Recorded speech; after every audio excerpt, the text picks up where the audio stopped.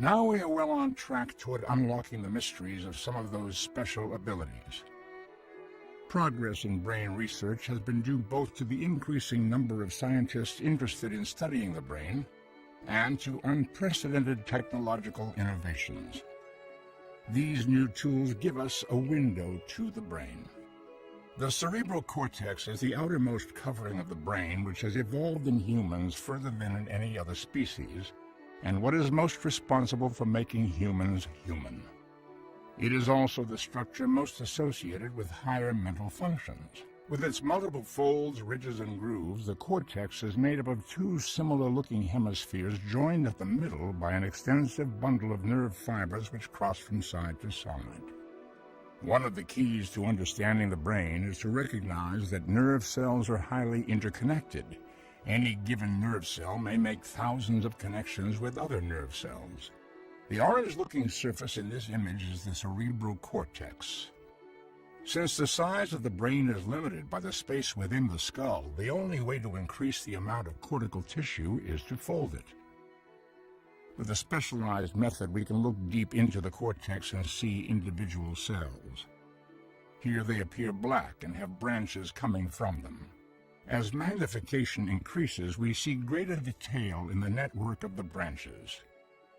These are dendrites, which are the appendages of neurons which will receive synaptic connections from other cells. Connections are made with another specialized process called an axon. The place where communication occurs between an axon and a dendrite is called a synapse. Synapses are the communication links between neurons. Remember, thousands can occur along a single dendrite. Understanding how neuronal communication occurs at the synapse is one key to understanding the most interesting questions, like how memories are stored and how learning occurs. Indeed, scientists now believe that disruptions of normal activity occurring at synapses are involved in several of the disorders we call mental illness. Our current understanding of how synapses work is represented in this computer animation. As we dive deeper into the cell's own structure down into a single axon terminal at a synapse, we see small round objects which are the synaptic vesicles. They are like tiny balloons, miniature containers filled with chemical neurotransmitters. When an electrical impulse reaches the nerve terminal, proteins in the watery soup orchestrate the movement of these vesicles toward the membrane, forming one side of the synapse. The visualization is slowed down here, but in real time this process happens in less than 1,000th of a second. As the transmitter-filled vesicles touch the inside of the nerve terminal membrane, their own membrane fuses with it. When this happens, the inside of the vesicle opens into the synaptic cleft and transmitter molecules diffuse across this tiny space to reach their target receptors on the other side.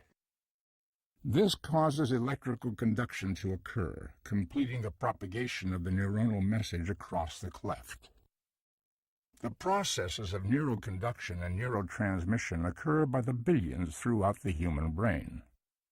It is this complex interplay of chemical, electrical, and physical events which underlies the rich tapestry of everyday experiences, the sights we see, the sounds we hear, the feelings we experience, the activities we initiate, and the ideas we ponder.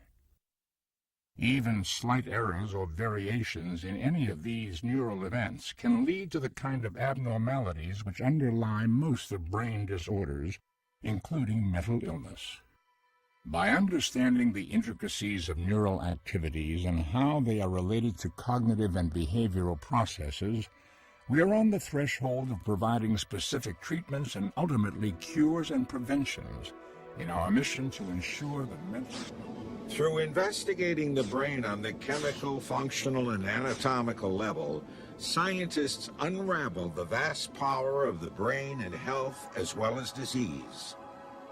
Neurotransmitters are chemicals that give rise to our everyday life, our actions, our moods, and our behaviors.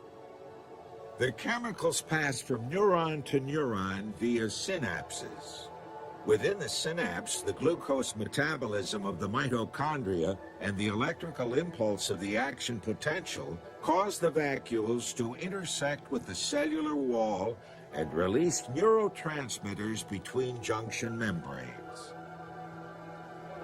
Different functions and behaviors are localized in certain brain regions. Using this knowledge, the brain's many different mental functions can be broken down into more easily approachable elements. By looking at these smaller parts of brain regions and activities, a more comprehensive understanding of overall brain function can be built. For example, the circuits involved in vision receive information from the retina. After initial processing, these circuits analyze information in different streams, so that there's one stream of information describing what the visual object is, and another stream is concerned with where the object is in space. Once function is understood in the less complicated elements of brain organization, then this information can be reassembled to help understand the workings of the whole brain. Laboratory rats guide researchers to form a better understanding of complicated brain processes. For example, studying the rat within a maze helps uncover general principles about learning that can be applied to many species, including humans. Rats are good at remembering where things are and how to get them.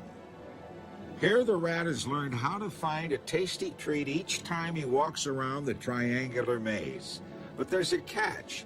He has to turn in the maze in the opposite direction from the last try in order to get his treat. First left, then right, then left, then right. Using sophisticated techniques, it's possible to listen to the sounds of groups of brain cells firing before the rat makes his left-right decisions. Listen how the neurons fire very quickly just before he makes his turns. That is the sound of his brain cells remembering where the treat is and where to get it. The lessons learned from the rat can be used to understand a similar process in the human brain.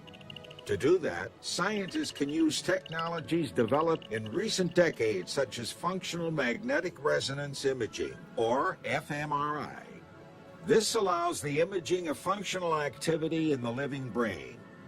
The fMRI machine makes it possible to take pictures of activity within a living brain. This is not a picture of the neurons or pathways, but instead it's an image of the activity occurring among those neurons and pathways. This is an indirect approach, as it uses a marker for neuronal firing.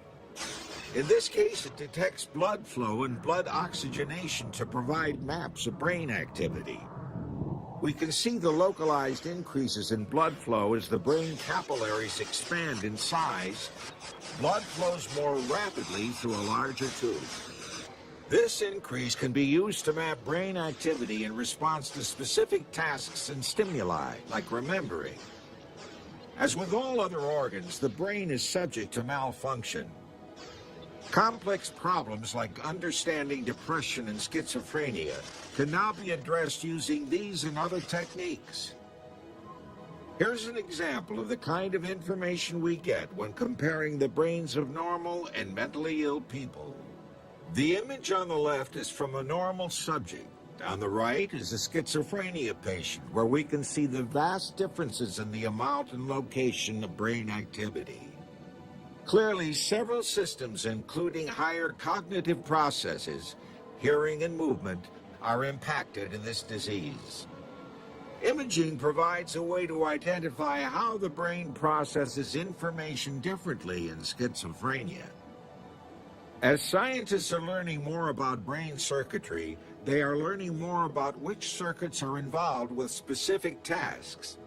This makes it possible to compare brain regions in healthy people and people with mental illnesses. However, mental disorders are very complicated and still not well understood. These disorders affect our most complex brain processes, like thinking, mood, and behavior. There are several factors that contribute to mental illnesses, including environmental conditions, social events, genetics, and large chemical imbalances. What is clear is that mental illnesses are as devastating as any physical illness. Ultimately, basic and clinical research will unlock the mysteries of mental illnesses.